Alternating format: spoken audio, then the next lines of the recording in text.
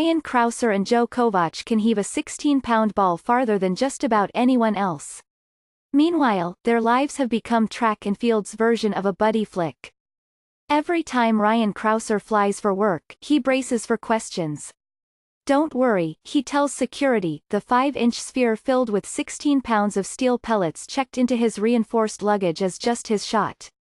That rarely helps. It seems that like most people, employees of the Transportation Security Administration do not know much about the shot put, the track and field event Crouser has come to dominate. "You can't really blame them, but our bags get pulled every flight," said Crouser, who flew to New York for the second time in a month last week to compete in the USA Track and Field Indoor Championships. There, as usual, he competed with his friend and rival Joe Kovacs. The two are the reigning Olympic gold and silver medalists in the shot put. For the unfamiliar, that's the event in which gigantic athletes sheathed in spandex heave palm-size spheres the weight of bowling balls, full of steel, lead or tungsten, as far as they can. Crouser got the best of Kovacs again at the Indoor Championships on Saturday in Staten Island, putting his shot 72 feet 10 3/4 inches to Kovacs' 70 feet 2.5 inches. Crouser and Kovacs' domination of shot put is one of the lesser-known stories in track and field, a sport that does not have to worry about overexposure. Shot put at the elite level is an often thankless job, with most of the suffering and little of the glory common to other professional sports. The athletes' work is grueling, and doesn't make them rich. It barely makes them famous, even in their hometowns in Oregon and Pennsylvania. It has, though, made each of them a friend as they travel the world, someone with whom they can bond over their absurd intake of food, their rare moments in the spotlight and the simplicity of their sport. "You don't have to worry about the implement or the elements or even a team," said Crouser, who is 6'8" and about 320 pounds. "It almost gets addicting to measure your progress so accurately. All that matters is pure power." Crouser and Kovacs are embarking on an 18-month globe-trotting journey that will most likely take them to the 2019 World Championships in Doha, Qatar, and the 2020 Olympics in Tokyo, where they hope to successfully defend their titles, or, in Kovacs' case, swap places with Crouser on the podium. Being the best in the United States these days generally means being the best in the world, whether their fellow Americans notice or not.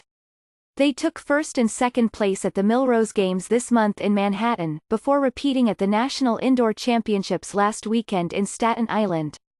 So how does one become good at shot put?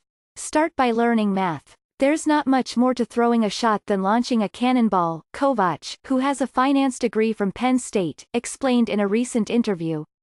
When the ball comes out, the angle and velocity is just a physics problem. If you can put the velocity behind it, you're going to have a good throw. Shot putters might be the only athletes in the world who refer to themselves seriously as human cannons. The athletes keep their eyes wide open as they push the ball forward, and are able to estimate their throw's distance within a foot. The common spin technique uses rotational momentum for power rather than the more traditional and linear glide approach. Each release produces a bellow. A good throw begins in the athlete's legs. But to deliver the ball, they need arms that are strong and limber. That's why professional shot putters spend every week doing gymnastics. The critical move is a giant, in which the men leap up and rotate their 300-pound bodies around the high bar, which bends under the strain. Those workouts supplement hefty weight sessions in which they bench press more than 500 pounds and squat 700. When he wants a challenge, Crouser follows his girlfriend to yoga. Once they're done, the work isn't over. That's when it is time to eat. Both men eat so much food, at least 5 full meals a day, no fewer than 1,000 calories at each, that it becomes a chore. "I don't even like food anymore," Crouser said. "Each one of my meals is half of what a normal person eats in a day. And I do that 5 times. If I ever feel hungry during the day, that means I'm not doing my job. So I eat all the time. Sometimes before another meal I'll stare at it for a while, like, this again." His girlfriend becomes angry at him for pushing food around on his plate. So he'll take shortcuts, like eating a large pizza with 3 meat toppings from Domino's. He chases every meal with 16 ounces of milk. "It's an easy way to get calories," he said. Now that I think about it, that's actually a lot of milk, 80 ounces, or more than half a gallon.